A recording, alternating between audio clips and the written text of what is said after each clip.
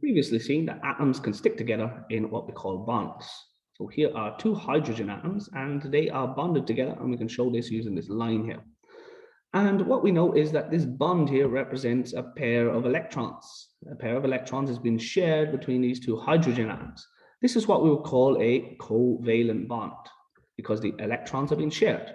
Now this is what we call a pure covalent bond or a non-polar covalent bond. And the reason why we call in these things is because the electrons are found usually pretty much exactly in the middle on average. And the reason for that is that these two atoms have the exact same electronegativity. And we did that in the last lesson. It's not always like this though. Sometimes we have a sodium. If we take an example of a sodium atom, and here is a sodium atom, it has one valence electron. And if we combine it with a chlorine atom, which has 7 valence electrons, and again, we've seen what happens here. This time, they don't share any electrons. An electron is transferred, is taken off the sodium by the chlorine. So chlorine completely removes the sodium electron from the sodium. This is what we call, or this creates what we call an ionic bond, because we've created two ions which then stick together. So we've got covalent and ionic. And really, these can be viewed as like the extremes of bonding. And then there's something that's kind of in the middle. So there's pure covalent here on the left, and then there's pure ionic on the right. There exists this kind of area in the middle where if we take two atoms, say, for example, we took hydrogen, and instead of combining it with itself like we did up here, we combine it with a chlorine. In this case, they will still share electrons, but there's a difference in electronegativities here. Chlorine has a higher electronegativity than hydrogen, which means that the shared pair of electrons is more attracted to the chlorine. This is what we call a polar covalent bond. It's covalent, but it's polar because there are two oppositely charged ends now, because the chlorine has more of the negative charge. It has a bigger negative charge. The hydrogen has a bigger positive charge because it has less share of those electrons. This is what we call a polar covalent bond. It's still a covalent bond, but it's kind of got some ionic character, starting to become a bit more like an ionic bond because the electrons are sort of moving. They're not fully transferred. So that's what we call, that's what this thing represents for us here. This is what we might consider the spectrum of bonding. I'm going to see in a little while how we can use this here. We know that there are 3 regions. There is the non-polar covalent at one end. That's what we said was like 2 hydrogen atoms. And there is ionic bond at the other end. That's like sodium and chlorine, completely ionic. And then there's this zone in the middle where we get this polar covalent. I'm going to see how to use this little kind of spectrum here in a second. Okay, so what we're going to do is we're going to try and work out whether something is, what type of bonding is in something, is in a specific molecule. Sorry. And I suppose the general rule of thumb here is that the bigger the difference in electronegativity is between these two atoms. Sorry, I've lost my screen. Give me 1 second, I'll get it back. Where are we? Here we go. The bigger the difference in electronegativity between these two atoms, replace chlorine with an atom which has an even higher electronegativity, well, then the electrons are going to go even closer to that atom.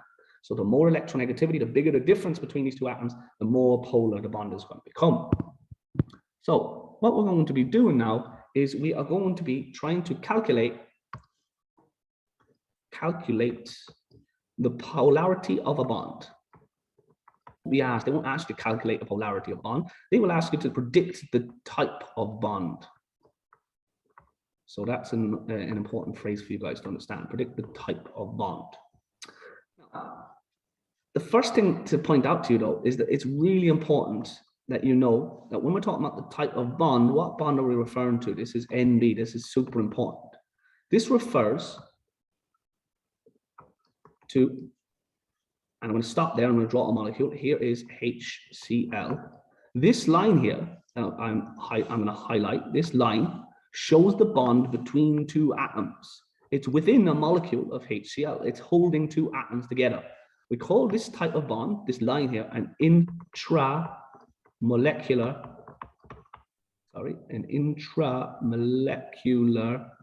bond. Intra, this word means within. Again, I've taught you this before, but I'm just reminding you. Within a molecule. This here is a molecule. So the bond within that is this one. Okay, now that's opposed to another type of bond, which is an intermolecular, which holds that HCl to another HCl. That would be your intermolecular. That's not what we're talking about. It does not refer to that. It only refers to the actual bond holding the atoms together. That's really important. Okay, so let's say we were asked to say, what type of bond is this that holds the HCl together? Is it pure covalent or non-polar covalent? Is it polar covalent or is it ionic? And we do have a way we can work that out. The first thing we need to do is we need to find the electronegativity difference between these two atoms. So step one here would be to find the electronegativity difference. And how do we find the difference? Again, for simple maths there, electronegativity difference between these two atoms.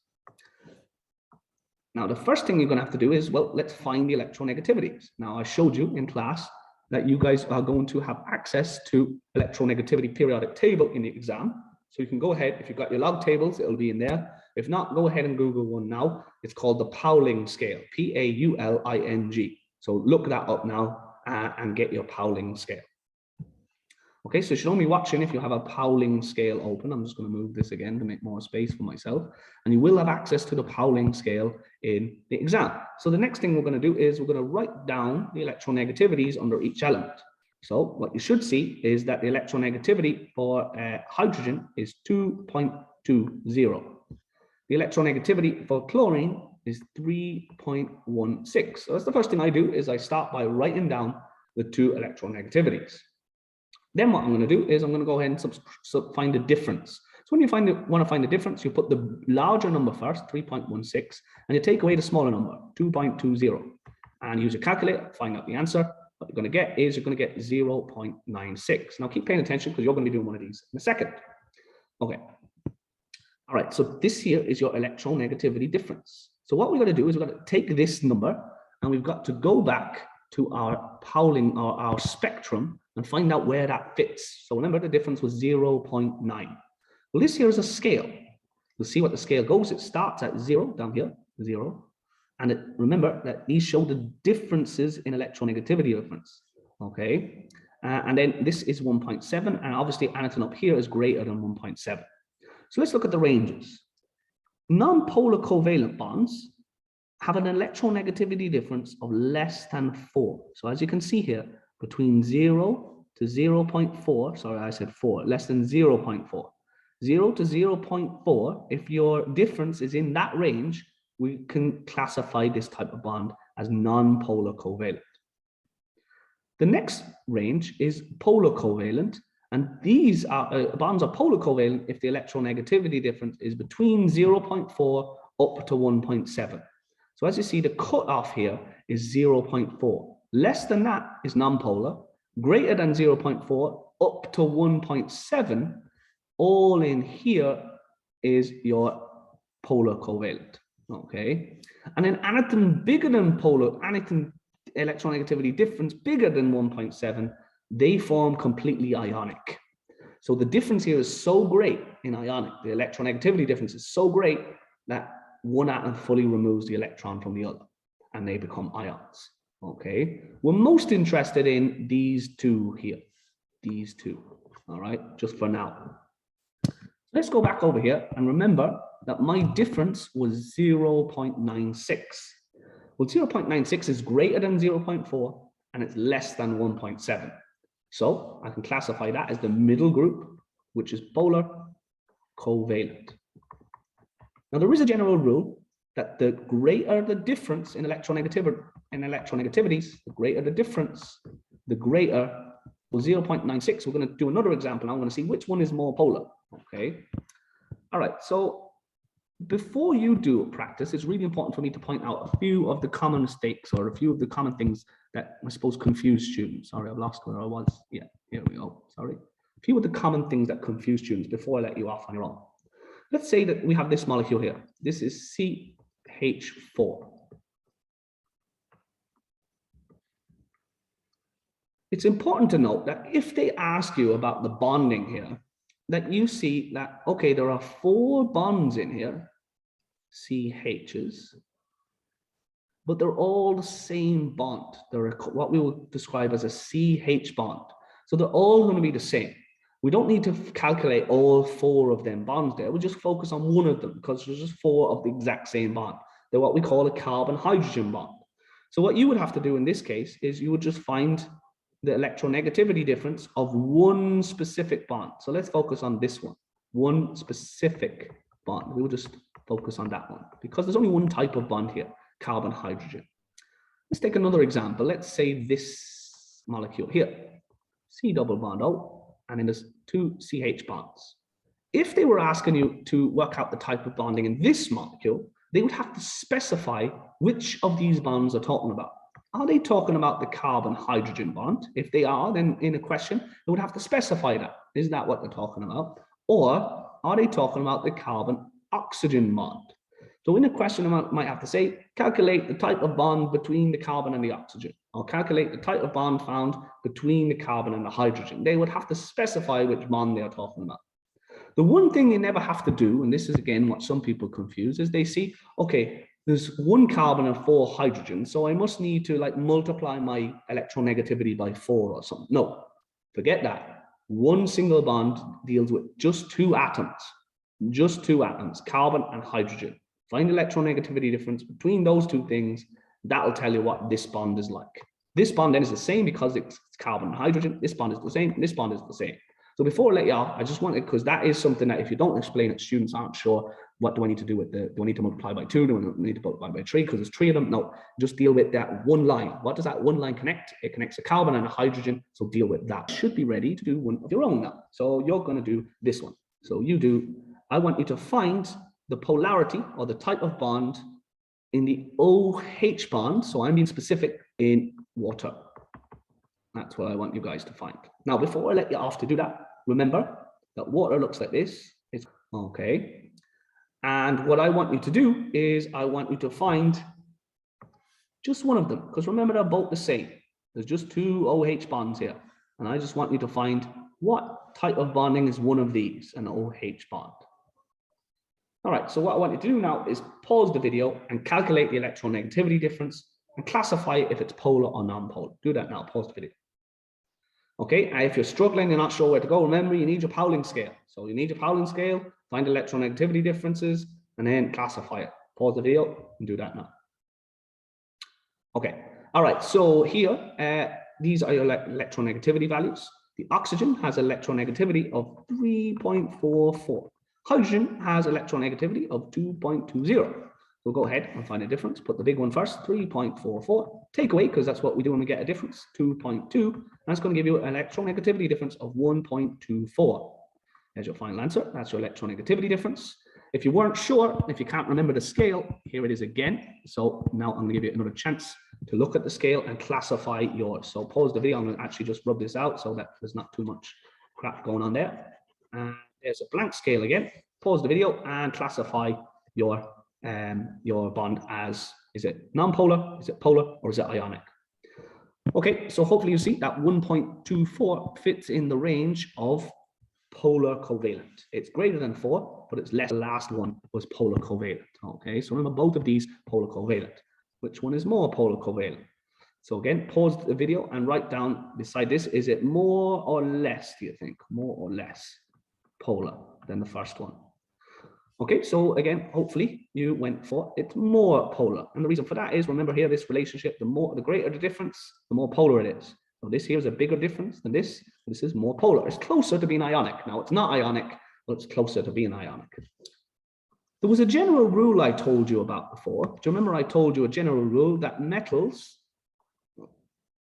a metal plus a non-metal always form an ionic bond? That was a general rule. And then a non-metal plus another non-metal, that was only a general rule, and it was a more accurate way to figure this out. This is it. Okay, so now you're introducing that if we use electronegativity differences, we can much more accurately predict whether something is going to be ionic or polar covalent or pure covalent. So this is the better, more accurate way of doing that. Before we do some questions, it might be useful for us to make a little table here. So make a little table somewhere in your dictionary. And what the table is going to show is we're going to have 2 columns. EN stands for electronegativity. So electronegativity difference. And in the other column, how does that link to the type of bonding? Okay.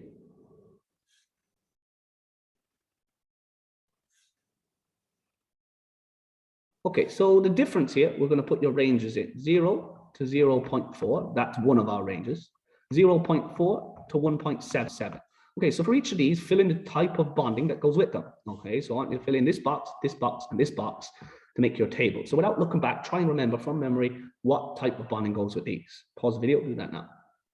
Okay, so you should know you're playing if you've got this done.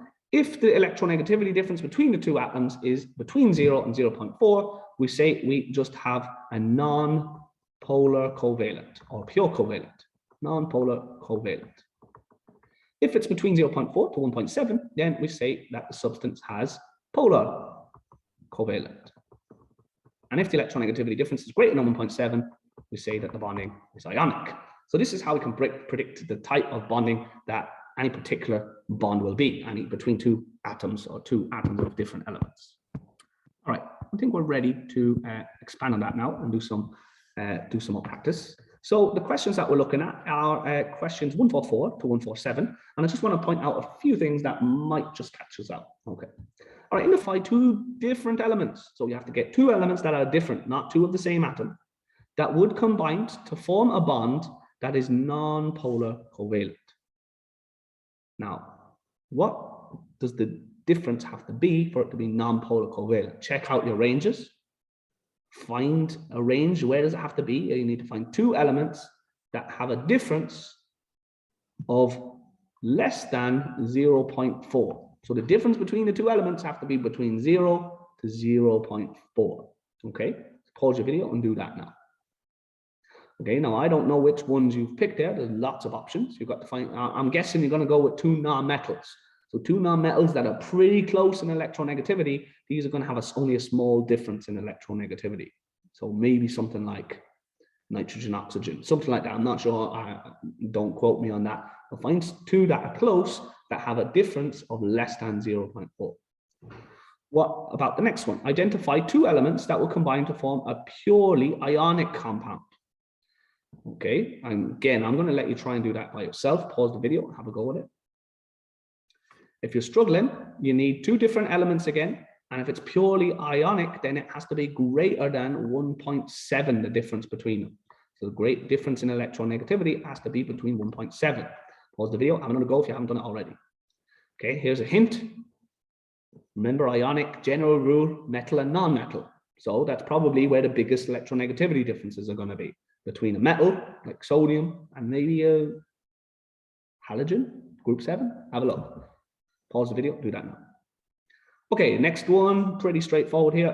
146. Decide if the following bonds are non-polar covalent, polar covalent, or ionic using values from your Pauling scale. So you've got to get your Pauling scale. And for each of these bonds, HS bond, NF bond, NO bond, CF bond, SO bond, find out, are they polar, non-polar, or are they ionic? So we've got to work out the electronegativity differences. Do that now, pause the video.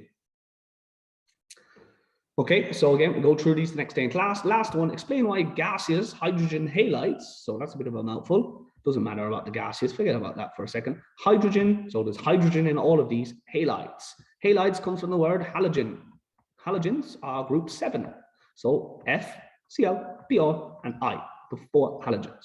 It says explain why they are mainly covalent, so they are covalent, but with an increasing ionic character as you ascend the group. So again, another word I was taught might catch you out. Ascend means go up, move up the group.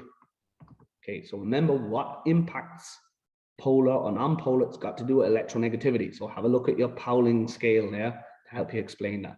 All right, so that's it, guys. We're going to go through the answers to these questions tomorrow in class, and I'll see you then.